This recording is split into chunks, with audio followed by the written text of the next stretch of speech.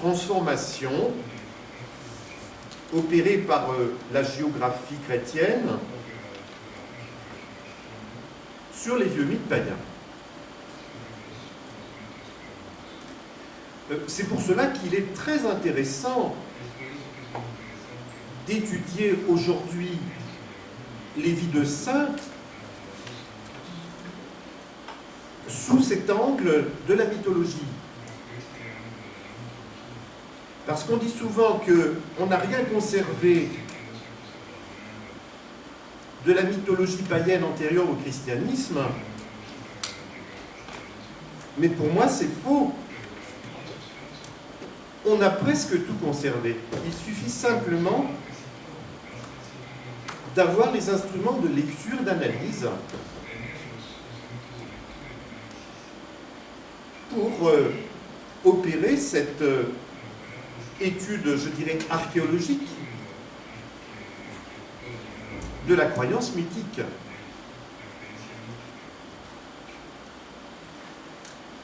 Il y a, j'ouvre une parenthèse, certainement le même travail à faire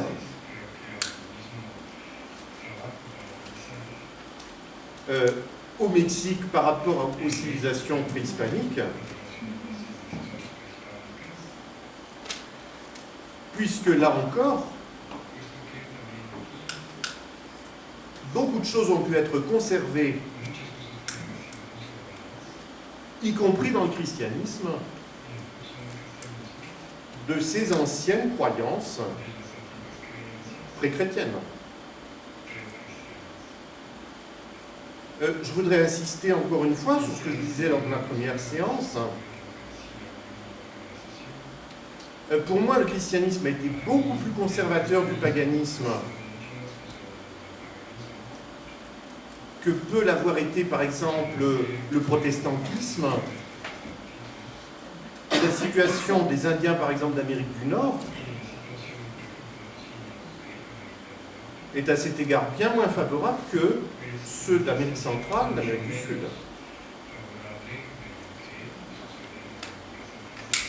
Voilà, je ferme ma parenthèse. Alors j'aurais voulu vous parler de deux autres exemples de saints qui, comme Saint Jacques, voyagent après leur mort sur la mer, et eux aussi sont martyrisés, et ils se retrouvent à l'endroit précis où ensuite ils seront honorés comme des saints presque nationaux. Alors il y a un exemple au Portugal qui est très connu, c'est Saint Vincent. Lui, ce qui est très intéressant, c'est que sa barque, donc il est décapité, etc., mis sur la barque, et sa barque est conduite par deux corbeaux. Elle arrive à Lisbonne, où il sera honoré à partir du XIIe siècle, comme une sorte de saint, encore une fois, très identitaire, là.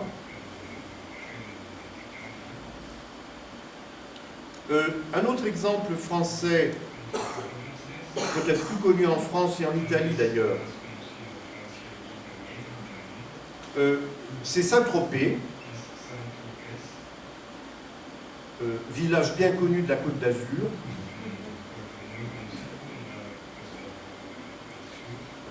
plutôt pour ses villas de luxe et ses yachts de milliardaires. Mais Saint-Tropez était avant le nom d'un saint italien qui lui aussi se fait décapiter. Son corps est placé sur une barque en compagnie d'un coq et d'un chien. Et il arrive à l'endroit actuel du village de Saint-Tropez, où l'on construit une église pour lui, etc., etc.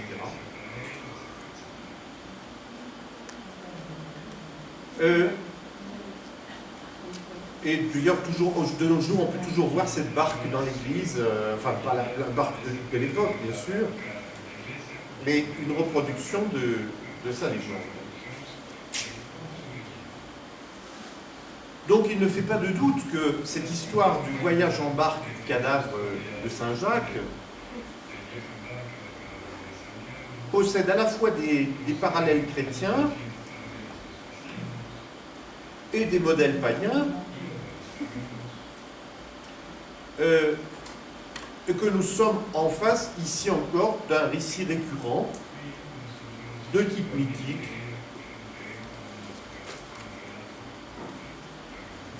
qui nous mettrait dans le contexte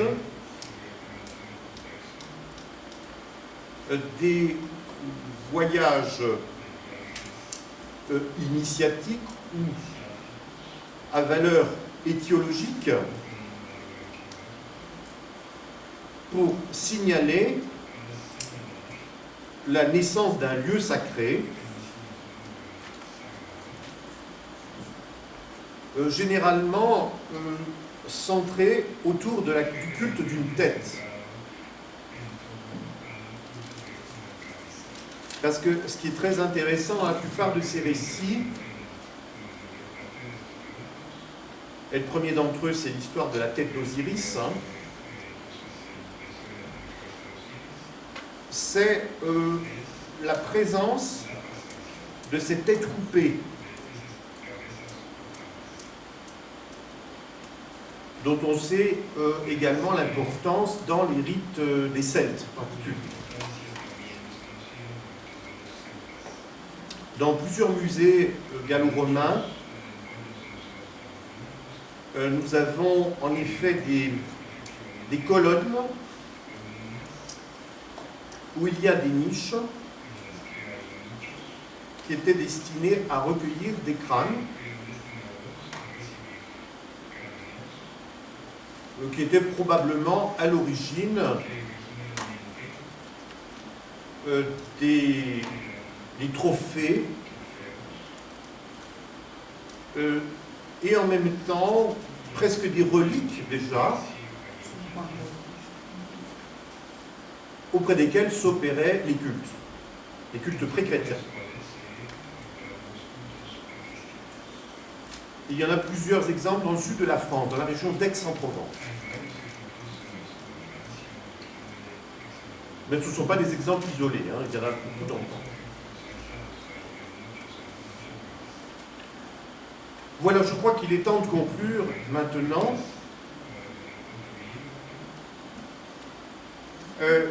Sur Saint Jacques. J'ai voulu vous montrer aujourd'hui comment la connaissance de la mythologie païenne autour de la canicule peut être l'occasion de relire de manière totalement nouvelle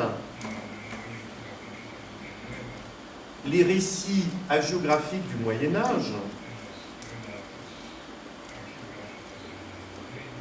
relatifs à ce très grand saint